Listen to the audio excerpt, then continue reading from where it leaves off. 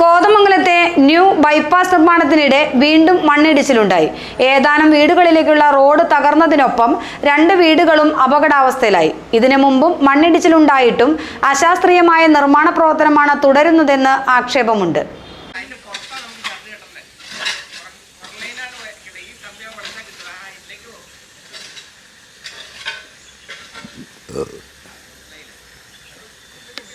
കോതമംഗലം കൊള്ളിക്കാട് ഭാഗത്താണ് ബൈപ്പാസ് നിർമ്മാണത്തിനിടെ മണ്ണിടിച്ചിൽ ഉണ്ടായത്.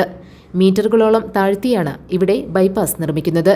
ഇതിനോട് ചേർന്ന് നിരവധി വീടുകളിലേക്കുള്ള മുനിസിപ്പൽ റോഡും റോഡിനോട് ചേർന്ന് വീടുകളുമുണ്ട്.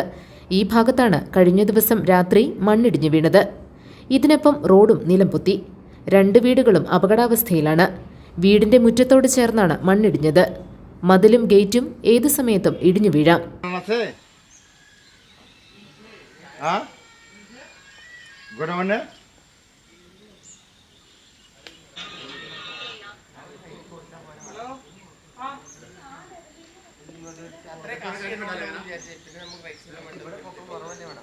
വീട് തകരാനുള്ള സാധ്യതയുള്ളതിനാൽ വീട്ടുകാർ ബന്ധുവീട്ടിലേക്ക് മാറി.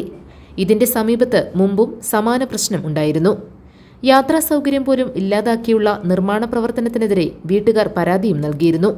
എന്നിട്ടും അശാസ്ത്രീയ നിർമ്മാണ പ്രവർത്തനം തുടരുന്നതായാണ് ആക്ഷേപം. വീട്ടുകാരുടെ സുരക്ഷയ്ക്ക് ഒരു പരിഗണനയും നൽകാതെയാണ് നിർമ്മാണ പ്രവർത്തനങ്ങൾ. റോഡ് പൂർണ്ണമായി ഇടിഞ്ഞതിനാൽ 10-ലേറെ വീട്ടുകാർ ദുരിതത്തിലാണ്. GTV news, Kothamangalam.